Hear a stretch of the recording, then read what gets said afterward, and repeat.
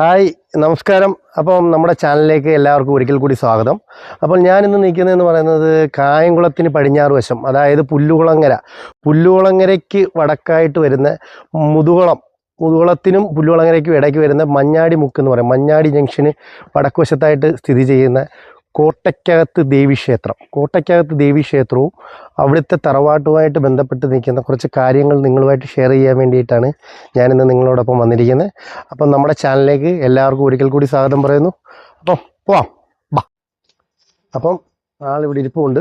അപ്പം ഞങ്ങളെല്ലാം വല്യത്താനാണ് വിളിക്കുന്നത്. അപ്പം വല്യത്താൻ ഇവിടെ ഇരിപ്പുണ്ട്. അപ്പം വല്യത്താനുമായിട്ട് നമുക്ക് ബാക്കിയുള്ള കാര്യങ്ങൾ ഷെയർ ചെയ്യാം, ബാ.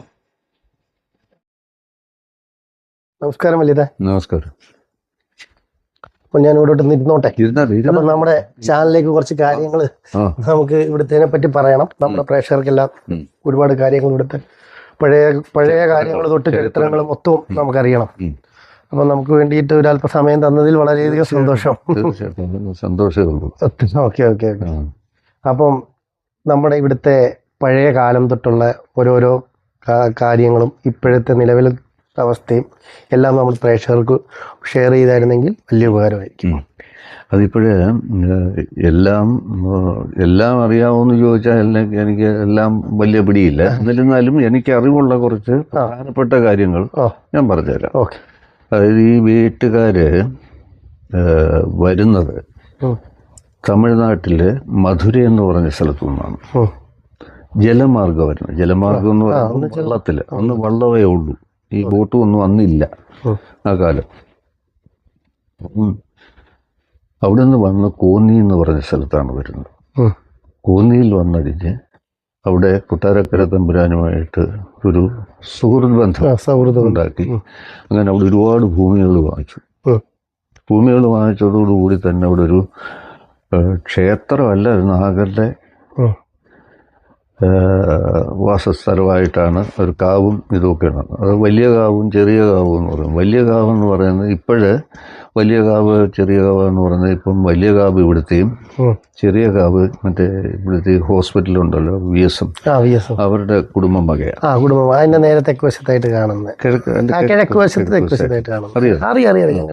അപ്പൊ അവിടെ ആ ലൊക്കേഷനിലായിരുന്നു വീടെന്ന് പറയുന്നത്. വീട് അവിടെ താമസമുണ്ട്. കാര്യങ്ങൾ ഒരുപാട് ഭൂമികൾ ഇവിടെ വാങ്ങിച്ചു. എൻ്റെ കൊച്ചിലൊക്കെ എന്ന് പറഞ്ഞാൽ ഇവിടെ ഈ പച്ചക്കറി, ഇവിടെ എപ്പോഴും സദ്യയായിരുന്നു.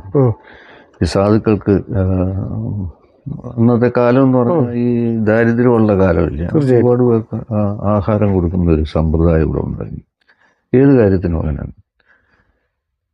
ഇപ്പം അങ്ങനെ ഒരു ഓർമ്മയുണ്ട് എൻ്റെ മനസ്സിൽ. അപ്പോൾ അതുകൊണ്ട് കോന്നി എന്ന് പറഞ്ഞ സ്ഥലത്ത് നിന്ന് താവളമടിച്ച് തമ്പടിച്ച് താമസമൊക്കെ ആയി കാലങ്ങൾ കഴിഞ്ഞു.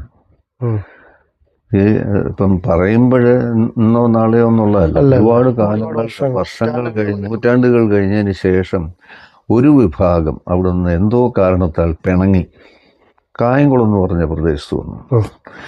ഈ കായംകുളത്ത് വന്നതെന്ന് പറയുമ്പോൾ ഇന്ന് നമുക്കറിയപ്പെടുന്ന ഒരു സ്ഥലമാണ് വീടും ഒക്കെ എന്ന് പറയുന്നത് സെന്റ് മേരി സ്കൂൾ എന്ന് പറയും. സെന്റ് മേരി സ്കൂളായിരുന്നു ആദ്യത്തെ വീട്. പിന്നീട് അത് അവിടെയും പിന്നെയും പ്രശ്നങ്ങളാണ്. അപ്പോൾ അവിടെ താമസിച്ചുകൊണ്ടാണ് ഇവിടെ ഭൂമി ഉണ്ടാകുന്നതൊക്കെ.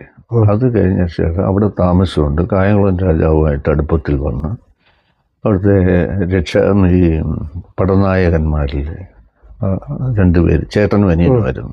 അവരെയാണ് ഇവിടെ ഇരുത്തിയിട്ടുള്ളത്. നമ്മുടെ അമ്പലത്തിൽ അവരിരുത്തി. അവരാണ് ശരിക്കും ഇവിടെ കളരി ഉണ്ടാക്കിയതും. കളരിയായിരുന്നു, പണ്ട് കളരിയായിരുന്നു. അത് പിന്നീട് ഞാൻ ഇത് കണ്ടിന്യൂ ചെയ്ത് വരുമ്പം പറഞ്ഞുതരാം. അപ്പോൾ അങ്ങനെ എന്തോ കാരണത്താൽ ഒരു കായംകുളം രാജാവുമായിട്ട് പിണങ്ങുന്നു. ഒരു വിഭാഗം ഈ പറഞ്ഞതിൻ്റെ കൂട്ട് പിണങ്ങി കീരിങ്ങാട് എന്ന് പറഞ്ഞ പ്രദേശത്തും വരുന്നു. കായംകുളം രാജാവായിട്ട് അവിടെ പിണങ്ങി അദ്ദേഹത്തിന് വൈരാഗ്യത്തിലാണ് നിൽക്കുന്നത്. അപ്പോൾ ഇവരിവിടെ വന്ന് തമ്പടിച്ച് സ്വന്തം തനത് ഭൂമികളെന്നായി. അത് പ്രമാണത്തിൽ പോലും അങ്ങനെ ഈ കരൊഴിവായിട്ട് തന്നതുണ്ട്, അത് പിന്നീടുള്ളതാണ്.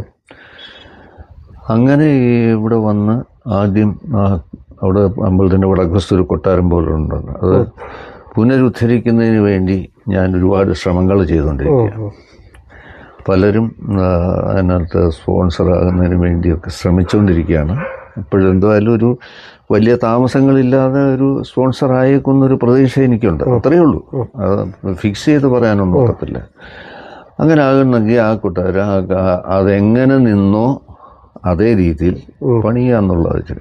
അപ്പോൾ അവിടെ താമസിച്ചുകൊണ്ടാണ് കളരി ഉണ്ടാക്കുന്നത്. ഇത് ക്ഷേത്രമല്ലായിരുന്നു, ആക്ച്വലി കളരിയായിരുന്നു ശരിക്കും. ഇവിടെ ഇതിൻ്റെ ഹിസ്റ്ററി പറയുമ്പോൾ ഇങ്ങനൊന്നും അല്ല. ഒരുപാട് കണക്ഷൻസ് ഒക്കെ ഒരുപാട് കൊട്ടാരമായിട്ടൊക്കെ ഉള്ള ബന്ധങ്ങളെന്ന് പറഞ്ഞാൽ നിസ്സാരമല്ല. ഈ കൊട്ടാരം മാത്രമല്ല, അതാണ് വേറെ രസം. അത് ഈ അടുത്ത സമയത്താണ് എനിക്ക് കൂടുതൽ മനസ്സിലായത്. നമ്മുടെ ഈ എപ്പിസോഡ് ഇവിടം കൊണ്ടൊന്നും കഴിയത്തില്ല. ഒരുപാട് കാര്യങ്ങൾ ഇനിയും കേൾക്കാനുണ്ട്, ഒരുപാട് കാര്യങ്ങൾ നമുക്ക് അറിയാനുണ്ട്. അപ്പോൾ ഈ അടുത്ത എപ്പിസോഡിന് വേണ്ടിയിട്ട് എല്ലാവരും വെയിറ്റ് ചെയ്യുക. ഞങ്ങൾ അടുത്ത എപ്പിസോഡുമായിട്ട് ഉടനെ എത്തുന്നതായിരിക്കും. Okay, by.